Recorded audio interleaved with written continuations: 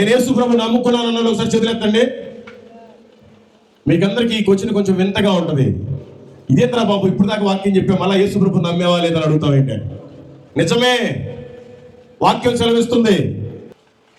యేసు ప్రభువుని నమ్ముకున్నాను అన్నంతా చేతులెత్తారు. నేను బాప్తిజం పొందాను అన్న ఒకసారి చేతులెత్తండి. చాలా తక్కువ మంది ఎత్తారు. నేను ఇప్పుడు మాట్లాడేదానికి మీరు బాధపడద్దు, నేను కూడా మీ ఇంట్లో ఒక వ్యక్తినే అనుకోండి. వాక్యం చదవాలి, ఆ తర్వాత మాట్లాడాలి. చూడండి ఒకసారి మార్కు సువార్త 16వ అధ్యాయము 16వ వచనం చదవండి అందరూ. నమ్మి బాప్తిజం పొందినవాడు రక్షింపబడును. ఏంటంట? నమ్మటం వేరు, బాప్తిజం తీసుకోవడం వేరు కాదు. నువ్వు యేసు ప్రభు దేవుడని నమ్మావా, నువ్వు బాప్తిజం పొందాలి. నువ్వు బాప్తిజం పొందకపోతే ఇంకా నువ్వు వ్యభిచారివే. ఇది సత్యం.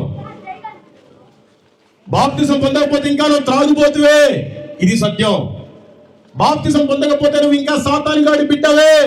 ఇది ఇంకా సత్యం. నువ్వు రక్షింపబడాలి, ఆయన కుమార్తెగా ఆయన కుమారుడిగా అంగీకరింపబడాలంటే నువ్వు యేసు ప్రభువుని నమ్మిన వెంటనే బాప్తిజం పొందాలి. అప్పుడే నువ్వు రక్షణలో ఉన్నావు, లేదంటే ఇంకా నువ్వు పాపంలోనే ఉన్నావు. ఇది గుర్తుపెట్టుకో. బాప్తిజం తీసుకున్న వాళ్ళంతా ఏం చేయాలండి? యేసు ప్రభువుని నమ్ముకున్న వాళ్ళంతా బాప్తిజం పొందాలి. బాప్తిజం పొందిన వాళ్ళంతా ఏం చేయాలి? ఆయన బలలో చేయి వేయాలి. ఆయన బలలో చేయి వేయటం అంటే ఏంటి? ఆయన శరీరానికి సాదృశ్యమైన రొట్టెలు తినాలి, ఆయన రక్తానికి సాదృశ్యమైన ద్రాక్ష రసాన్ని తాగాలి. నేను ఆయన బలలో చేయి వేస్తున్నాను అన్న వాళ్ళంతా ఒకసారి చేతులెత్తండి. Praise God. మీ అందరి కోసం ఒక మంచి వాక్యం రాసి పెట్టాడు ప్రభు. కొరింథీయులకు రాసిన మొదటి పత్రిక 11వ అధ్యాయము 26వ వచనం చదవండి మీరు కూడా.